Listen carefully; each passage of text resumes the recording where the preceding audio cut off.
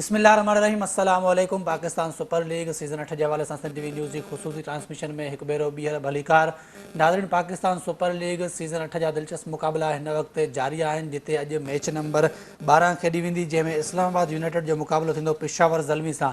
हीअ उहे टीमूं आहिनि जंहिंमें इस्लामाबाद यूनाइटेड सिर्फ़ु 2 मैचूं खेॾियूं आहिनि हिन वक़्त ताईं, जंहिंमें हिकु मैच हुननि खटी आहे ऐं हिकु मैच में हुननि खे शिकस्त थी आहे, जॾहिं त पेशावर ज़ल्मी जी टीम 3 मैचूं खेॾियूं आहिनि, जिन मां 2 मैचूं हुननि खटण में कामयाबु थिया आहिनि ऐं हिकु मैच में हुननि खे बि शिकस्त थी आहे।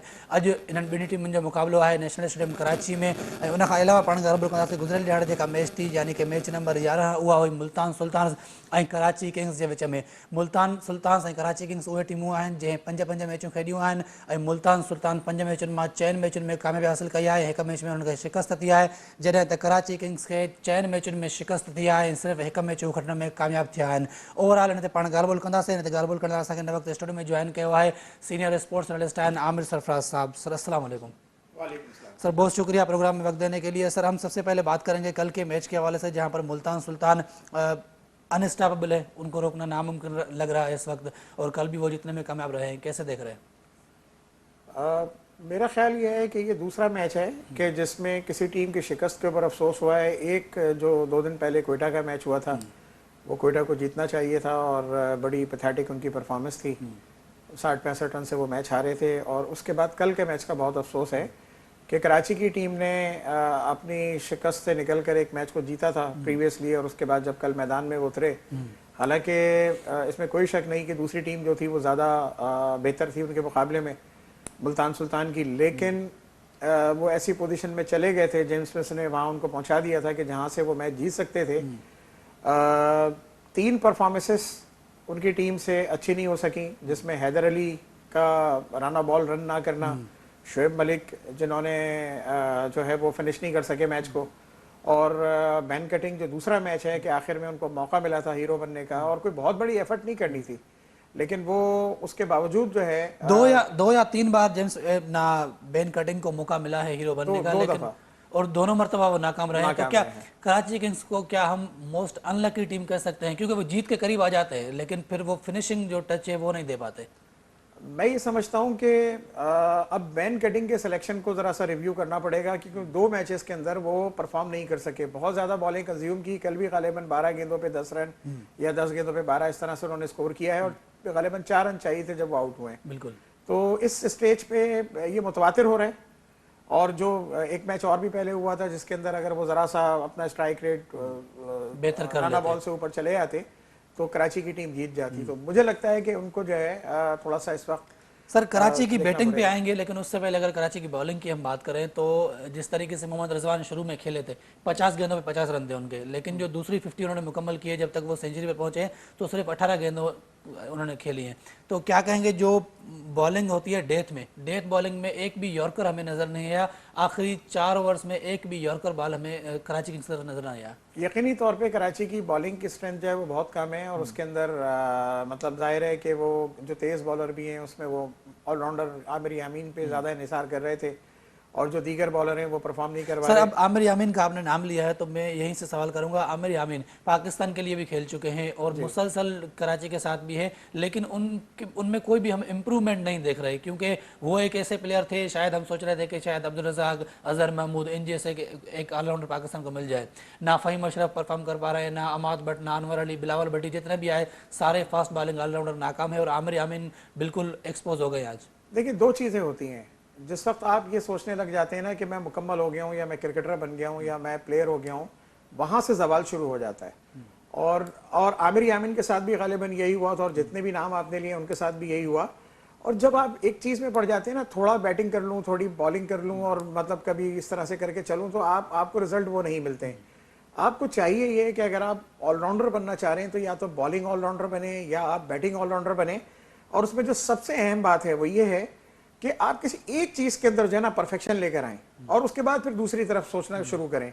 हमारे यहाँ ये होता है कि जी वो एक ही दिन में फोकस कर ही नहीं पाते हैं, वो बैटिंग भी कर रहे हैं, वो बॉलिंग भी कर रहे हैं, और चूंकि उनकी मेहनत का वो मेयार नहीं है जो माजी के ग्रेट ऑलराउंडर्स का था कि जो 500-500 बॉलें बैटिंग कर रहे हैं, 500-500 बॉलें बॉलिंग कर रहे हैं। अब वो वाला हिसाब तो है नहीं, थोड़ी बॉलिंग कर ली, थोड़ी बैटिंग कर ली, एक कलर लग गया, पाकिस्तान का नाम लग गया, तो अपने आप को मुकम्मल समझने लगे, सब कुछ समझने लगे और फिर उसका रिजल्ट जो है वो आपके सामने है। सर कोचिंग स्टाफ के हवाले से क्या कहेंगे? जोहन बोथा और वसीम अकरम, इन दोनों का जो कॉम्बिनेशन है वो भी हमें कुछ सही नहीं लग रहा। मतलब एक अलग बैठा हुआ है, दूसरा अलग, अपनी अपनी थिंकिंग है, डिफरेंसेस है शायद सोच में। अगर कोई डिफरेंस है तो भाई बैठ के सॉर्ट आउट करो। और अगर आप चाहते हैं कि आपके जो डिसीजन है वो रिजल्ट ओरिएंटेड हो, तो उस सिलसिले में मैं समझता हूं कि इनको प्री मैच जो मीटिंग्स वगैरह होती हैं या जो पोस्ट मैच इनकी मीटिंग्स होती होंगी, जिसके अंदर वो एनालाइज करते होंगे कि भाई हमारे बैट्समैनों से, हमारे बॉलर से कहाँ गलती हुई और हमें टीम को किस तरह लेके चलना है, कॉम्बिनेशन को किस तरह से बनाना है। तो मैं समझता हूँ कोच हो, मैनेजर हो, मेंटोर हो या कप्तान हो और सीनियर कुछ प्लेयर्स हो, उन सब का एक बहुत बड़ा रोल होता है और उस रोल के अंदर उनको चाहिए कि वो अपने आप को फोकस्ड करें और फैसले बेहतर करने की कोशिश करें। नेपोटिज्म से बाहर आए, फेवरेटिज्म से बाहर आए और जो डर्टी पॉलिटिक्स अमूमन जो देखने को मिलती है उससे बाहर निकलेंगे तो कुछ कर सकेंगे। सर क्या लगता है इमाद वसीम जो कि कराची किंग्स के लिए एक अकेले हम अलोन वॉरियर कर सकते हैं, वो सिर्फ खेल रहे हैं, जिसकी वजह से ही कराची हर मैच में हमें मुकाबला करते हुए नजर आ रहा है। क्या इमाद वसीम पाकिस्तान टीम में कमबैक कर पाएंगे बाबर आजम के होते हुए? मुझे ऐसा लगता है कि गो के वो रोटी गैंग का हिस्सा नहीं है, उनको पाकिस्तान की टीम की तरफ आने में दुश्वारियां जरूर होंगी, लेकिन हमारी लेकिन एक जो उनकी बदकिस्मती, परफॉर्मेंसेज हैं इस मैं एग्री कर रहा हूँ परफॉर्मेंसेस के हवाले से। अभी रिसेंट पास्ट में उसने जो 2-3 अच्छी इनिंग खेल चुका है, एक मैच में बॉलिंग भी बहुत अच्छी की है उसने। देखें, अब मसला ये आता है कि कप्तान और सेटअप पूरा मिलकर, हमारी एक बदकिस्मती है पाकिस्तान की कि जो पिछली गवर्नमेंट थी उसके कुछ लोग और उस गवर्नमेंट के सरबरा वो अपने हिसाब से टीम को खिलाना चाहते थे और मदाखलत करते थे। इसमें कोई ढकी छुपी बात नहीं है। और अगर यही रविश इस गवर्नमेंट ने भी अपनाई और वो पीसीबी के फैसलों के अंदर मदाखलत की, जिसका इम्कान है, तो मुझे ऐसा लगता है कि ये दोबारा खेल जाएगा। और रात यही क्योंकि परफॉर्मेंस भी मौजूद है। कल रात के शो में यही इशारा दिया था शोएब जट साहब ने। उन्होंने कहा था इमाद वसीम ना सिर्फ टीम में आएंगे बल्कि एज अ कैप्टन खेलेंगे। हो सकता है वो एक ऐसा नाम है शोएब जट के जो जिनकी बात के अंदर अगर बात कर रहे होते हैं तो कोई ना कोई गहराई होती है। इमाद वसीम और मोहम्मद नवाज, इन दोनों के में से कोई एक चॉइस हुआ आपके पास पाकिस्तान टीम के लिए, तो किसकी तरफ आप इशारा होगा? देखिए, बॉलर दोनों मुख्तलिफ हैं। अगर आप गौर करें ना तो मोहम्मद नवाज जो है उनका वो थोड़े से बॉलिंग ऑलराउंडर हैं। वो बॉलिंग ऑलराउंडर या बल्कि बेसिकली वो बैटिंग ऑलराउंडर थे, लेकिन उन्होंने बड़ा इंप्रूव किया अपनी बॉलिंग के हवाले से। और हैं दोनों का डिफरेंट रोल इस तरह से है कि वो इमाद वसीम वो नए बॉल को बहुत अच्छा इस्तेमाल करते हैं, उनके पास नेचुरल ड्रिफ्ट है, उससे वो बॉल बैट्समैनों को जो है वो डिसीव करते रहे हैं माजी के अंदर।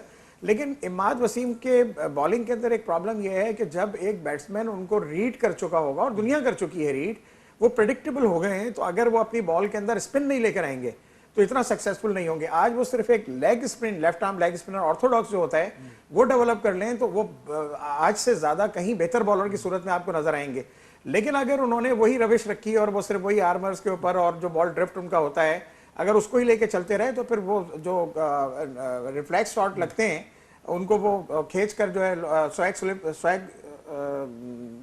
I am just missing that जो स्विप जो उनको लगते हैं, स्लॉग स्विप जो है, वो स्लॉग जो मारे जाते हैं उस पर वो सफर करते हैं। सर शोएब मलिक के हवाले से क्या कहेंगे? पीएसएल से पहले ऐसा लग रहा था कि जो ट्रेड किया है पेशावर ज़ल्मी ने कराची किंग्स के साथ, बाबर आजम को वहां भेजा है और हैदर अली और शोएब मलिक को अपनी टीम में लिया है, लेकिन उस वक्त ऐसा लग रहा था ये एक महंगा सौदा है। लेकिन कल के मैच में हमने देखा कि दोनों ने 3-3 ओवर खेले और दोनों ने कोई 12-12 रन बनाए, तो ये कल के मैच में हमें एक वो जरूर नजर आया। मुझे तो ऐसा लगता है कि इन्होंने बाबर आजम की कमी महसूस नहीं हो रही थी दोनों ने मिलकर कराची की टीम में। जो कराची का अलमिया था वो था बाबर आजम का स्ट्राइक रेट। उस स्ट्राइक रेट की वजह से कराची मजबूर हुई बाबर आजम को ट्रेड करने के लिए, और जो उनकी जिम्मेदारियां थी वो इस वक्त शोएब ने और हैदर अली ने संभाल ली हैं। सर बैटिंग ऑर्डर मैच में हैदर अली ने एक्साइटिंग काफी बैटिंग की ऑर्डर जो है, एक मैच में शोएब ने भी बहुत अच्छी बैटिंग की, लेकिन फिनिशिंग नहीं कर पा रहे। सर बैटिंग ऑर्डर लगता है डिस्टर्ब हो रहा है हैदर अली के होने से टीम में, क्योंकि वो जिस वक्त बैटिंग के लिए आते हैं, अगर टीम का एक मोमेंटम चल रहा होता है उसको आगे ब्रेक लगा देते हैं वो। सबसे बड़ा अलमिया ये है कि हमारे अंदर एक खौफ पैदा हो गया है, एज प्लेयर में बात कर रहा हूँ, कि जी मैं परफॉर्म करूंगा तो आगे जाऊंगा, मेरी अपनी इनफरादी परफॉर्मेंस होनी चाहिए, टीम का कुछ भी हो। तो उस चक्कर के अंदर लोग जो है ना अपनी टीमों को नुकसान पहुंचा रहे हैं अपनी इनफरादी यानी परफॉर्मेंस के चक्कर में। हैदर अली, शुएब मलिक का तो खैर अब इतना बड़ा क्रिकेट कैरियर इंटरनेशनल का शायद बचा नहीं है और शायद वो दोबारा खेल भी ना सके। हैदर अली को यही सोचना चाहिए कि जिस दिन उनकी 20 रन की इनिंग भी उनकी टीम को जितवाएगी ना, वो खुद ब खुद लाइमलाइट में आएंगे और उनको कंसीडर किया जाएगा।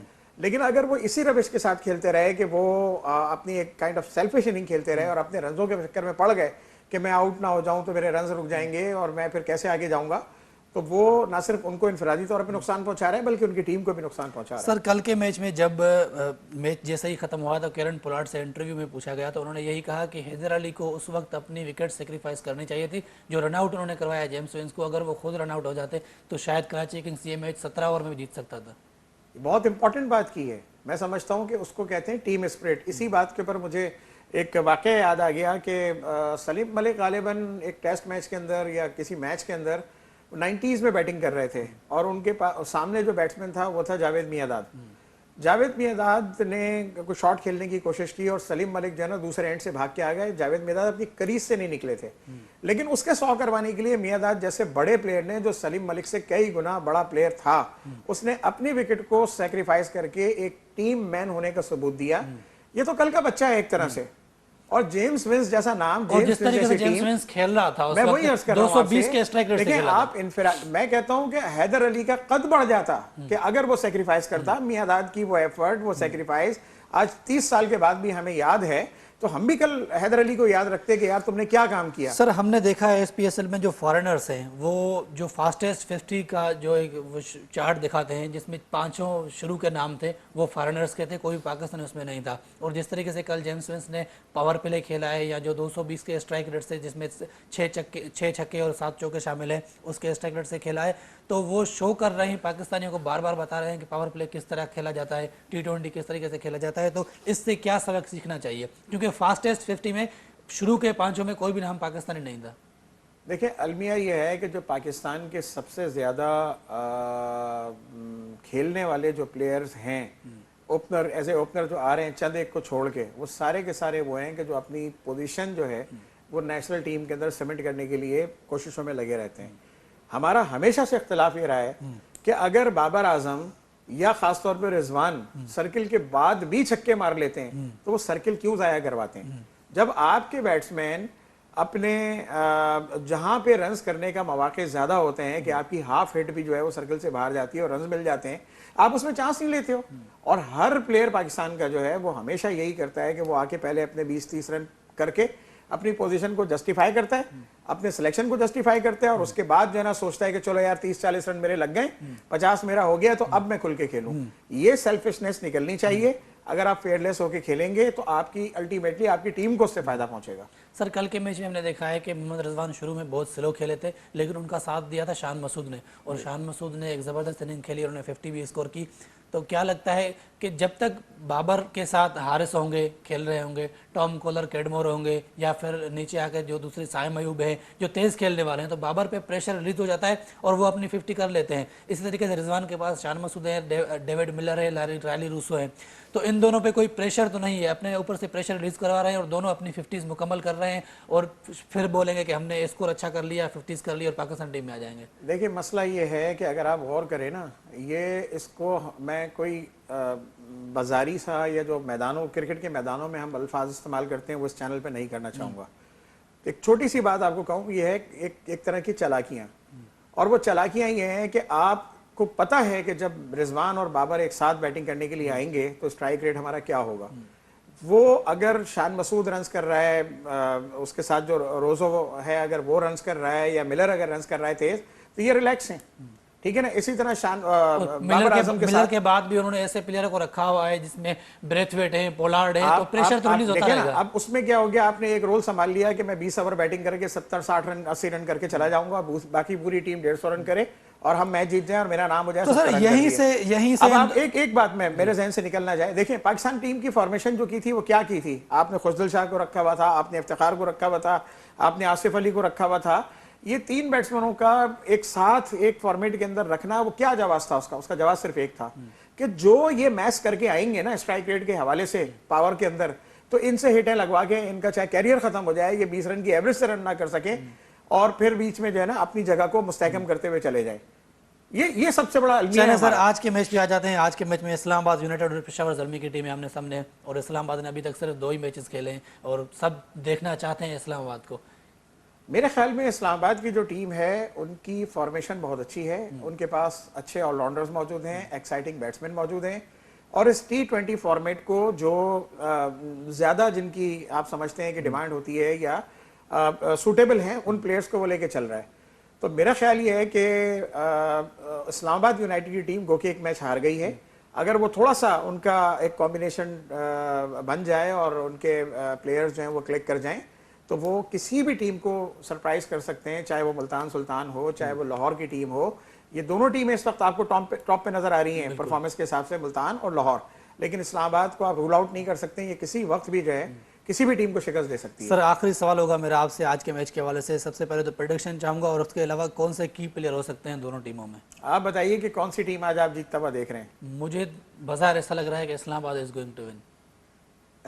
और मेरी फेवरेट भी इस्लामाबाद है आज की। फेवरेट इस्लामाबाद है, लेकिन एज ए क्रिकेट एनालिस्ट आप क्या देख रहे हैं, क्योंकि पेशावर भी अच्छा खेलती आ रही है? नहीं, नो डाउट पेशावर की टीम अच्छी है, लेकिन पेशावर को एक डिसएडवांटेज भी है। अगर उनके जो एक्साइटिंग बैट्समैन है वो आउट हो गए और बाबर खड़े रहे तो फिर इस्लामाबाद तो वैसे ही जीत जाएगी। उस दिन तो आउट हो गए थे लास्ट मैच में, लेकिन फिर जिमी नीशम ने और सर उनके मसला तो यही है ना कि जो एक्साइटिंग प्लेयर है वो मेकअप कर देते हैं, जो शुरू के अंदर जो स्ट्राइक रेट का इशू होता है, ये टीम की फॉर्मेशन ही ऐसी बनाते हैं, अपने साथ ऐसे प्लेयर्स को लेके चलते हैं कि जो इनकी जो परफॉर्मेंसेस हैं उनको कवर कर सकें। बहुत शुक्रिया आमिर सरफराज साहब प्रोग्राम में वक्त देने के लिए। नाज़रीन, इतने वक्त जो है शार्ट कमर्शियल ब्रेक जो मिलाऊं था break Khan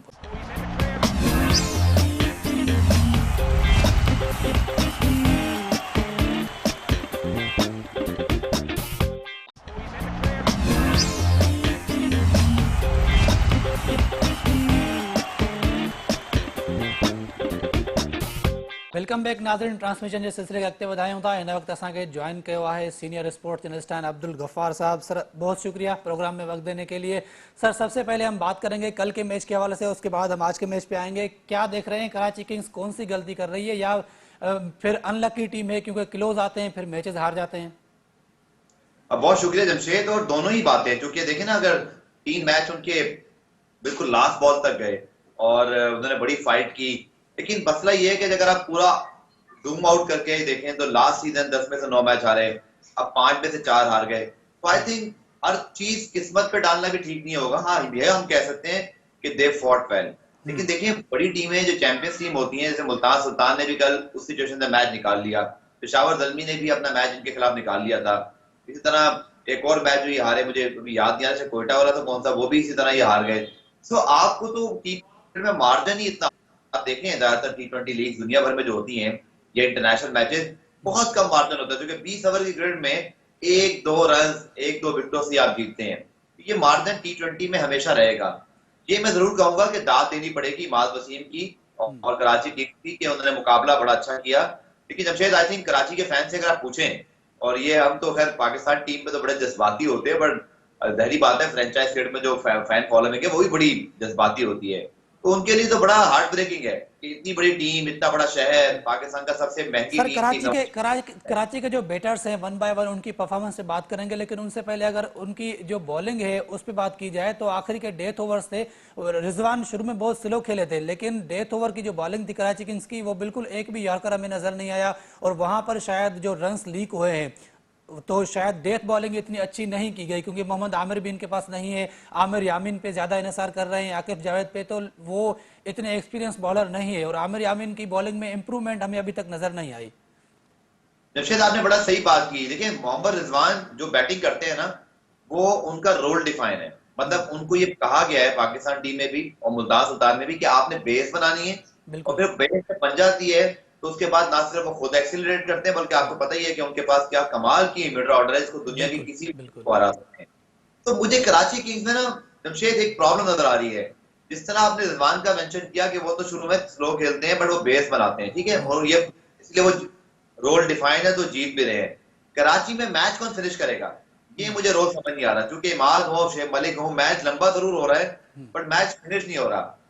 I repeat again, Imad की हर मैच में तकरीबन और शेख मलिक की भी चंद मैचेस में कारकर्दगी बहुत अच्छी रही, पर बात यह है कि आप फिनिश नहीं कर पा रहे। बिल्कुल मैच फिनिश कौन करेगा।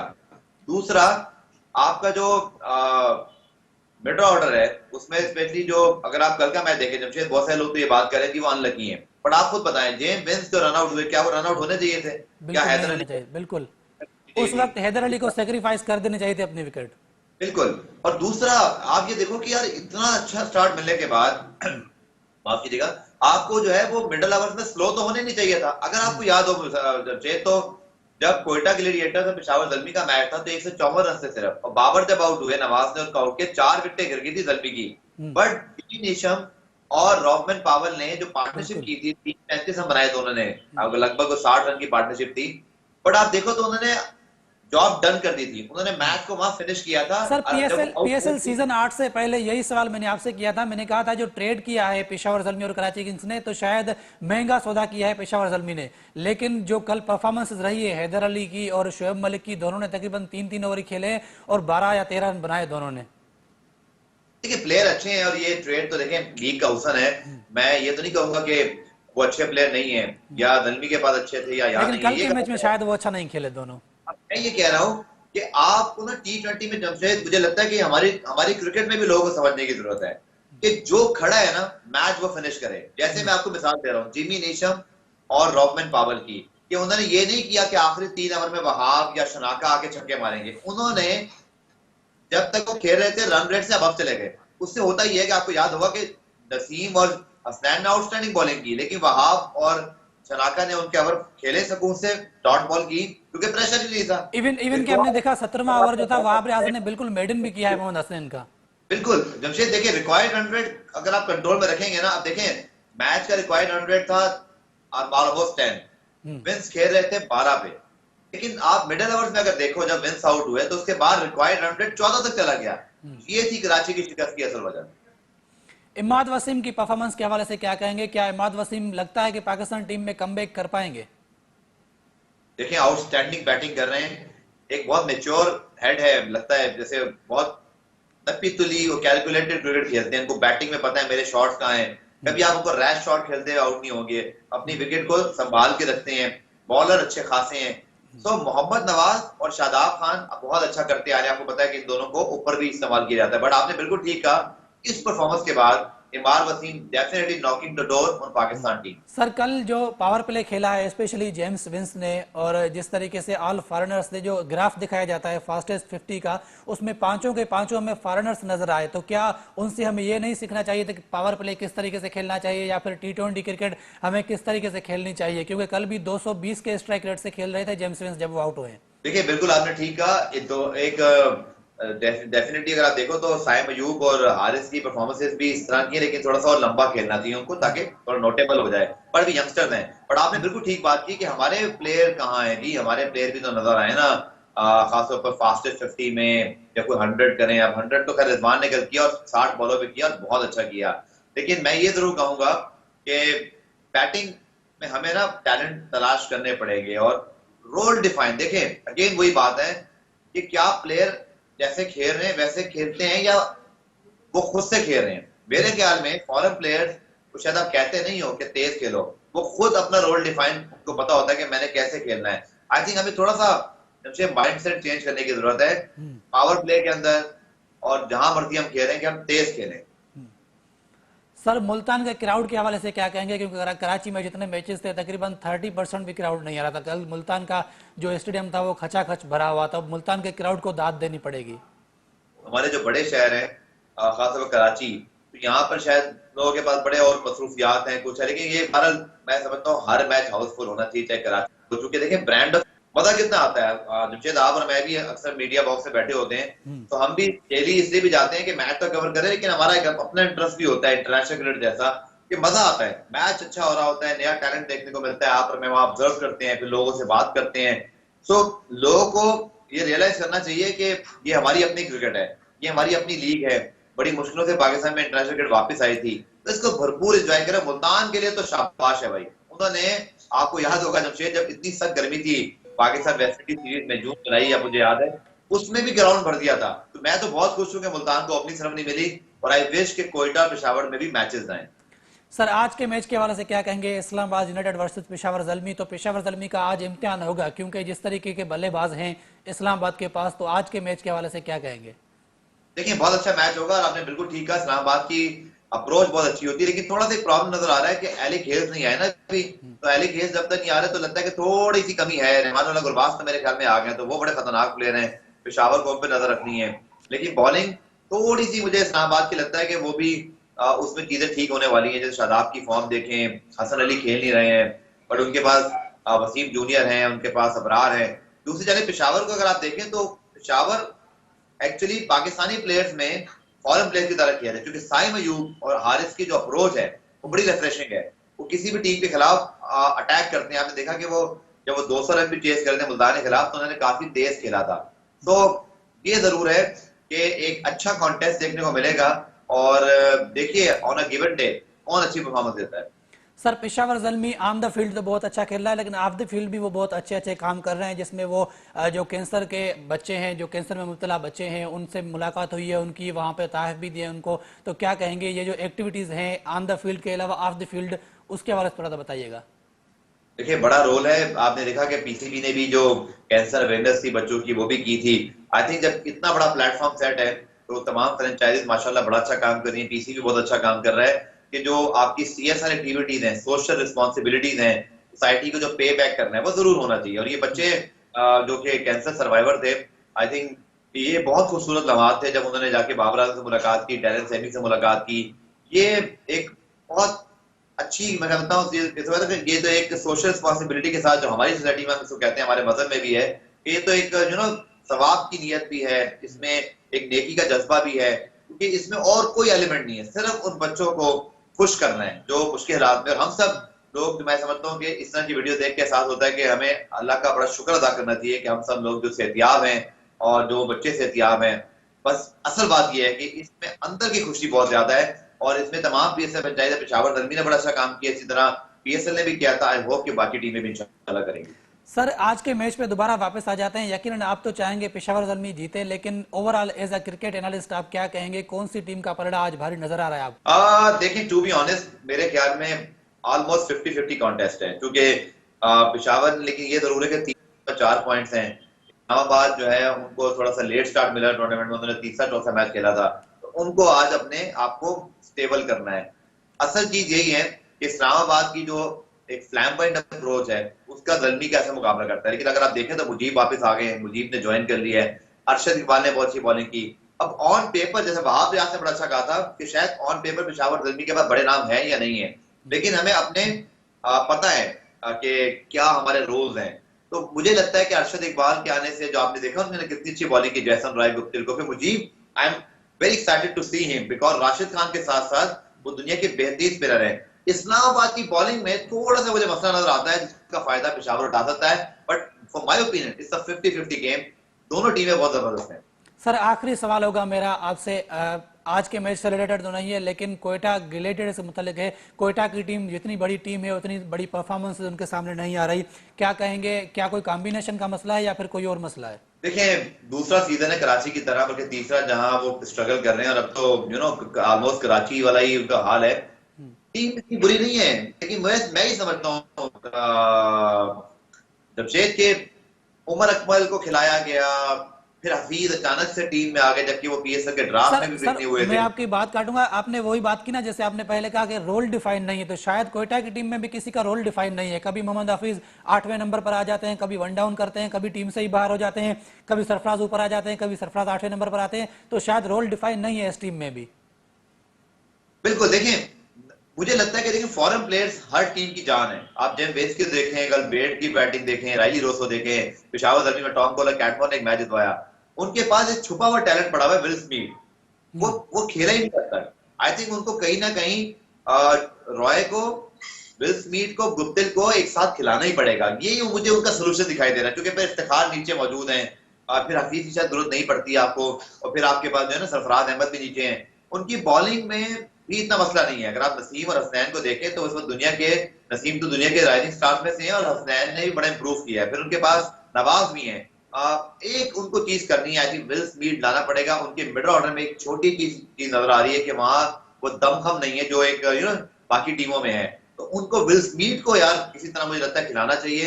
He is a proper match winner. Last time मुझे याद है मैच में 99 शायद उन्होंने किए थे और सेंचुरी बनाते बनाते रह गए थे। He is a brilliant talent. वो एक काउंटर पंच रॉय को लाना पड़ेगा जहां वो गुप्ते रॉय आउट होते हैं ना, लगता है जैसे जमशेद आपने भी कहा कि नीचे कुछ सेट नहीं है, लगता है कि रोल डिफाइन नहीं है। तो रॉय गुप्ते आउट होते हैं तो लगता है कोयटा की टीम जो है ना वो बिल्कुल उस वक्त हिम्मत हार देती है। असरंगा के नाने से बहुत फर्क पड़ा, मैं समझता हूँ, मैं मान सकता हूँ इस बात को कि उनके साथ ज्यादती हुई है, क्योंकि आपने ऊपर की कैटेगरी में उनको उठाया इसलिए था वो आपके लिए खेलेंगे, वरना आप किसी और को उठाते। ये पीसीबी को सोचना चाहिए कि असरंगा जैसे प्लेयर जो पहले अपने आप को अवेलेबल करते हैं फिर अनअवेलेबल करते हैं, आईपीएल का मामला है, जो भी उनका पैसों का मामला है, एनओसी का, कोयटा के साथ ज्यादती जरूर हुई है। लेकिन मैं फिर भी समझता हूँ कि देखिए अक्सर बड़ी टीमों की इंजरीज हो जाती हैं। आपको याद होगा राशिद खान ने लास्ट टाइम फाइनल नहीं खेला था लाहौर के, बट लाहौर जीता था। तो आपको कॉम्बिनेशन ऐसा बनाना चाहिए जहां पे आप किसी एक खिलाड़ी पे ना इंतजार करें। सर जिस तरीके से शाकिब अल हसन आए पेशावर जमीन में वो चले गए, लेकिन उसके बावजूद भी पेशावर की टीम जीत रही है। जी हाँ बिल्कुल, क्योंकि देखिए ना असल देखिए आपको याद होगा शरफेन रदरफोर्ड कितने बड़े स्टार परफॉर्मर रहे हैं पेशावर जल्मी के, उन्होंने 3 से 4 मैचेस फिनिश किए हैं। फिर शुएब मलिक कितने बड़े स्टार परफॉर्मर थे, लेकिन अगर आप देखो तो शुएब मलिक रदरफोर्ड दोनों नहीं है, पर तब भी पेशावर जल्मी ने अपनी जो 3 में से 2 मैचेस जीतकर अपनी पोजीशन को ऑलमोस्ट अब तक बरकरार रखा है, अब तक जो आपकी परफॉर्मेंस है। तो यही होना चाहिए आपकी टीम। बहुत शुक्रिया अब्दुल गफ्फार साहब प्रोग्राम में वक्त देने के लिए। नाज़रीन हीरो अब्दुल गफ्फार साहब जो ताल्लुक पेशावर तलमी जो मीडिया मैनेजर उन्हें ॻाल्हि ॿोल तमामु ॿुधी, जंहिं अॼु जी मैच जे हवाले सां ॻाल्हि ॿोल कई। इस्लामाबाद यूनाइटेड ऐं पेशावर तलमी जो मुक़ाबिलो थींदो अॼु, ऐं मैच खां पोइ हिकु भेरो ॿीहर तव्हांजी ख़िदमत में हाज़िर थींदासीं। तेसिताईं ॾींदा इजाज़त, अल्लाह हाफ़िज़।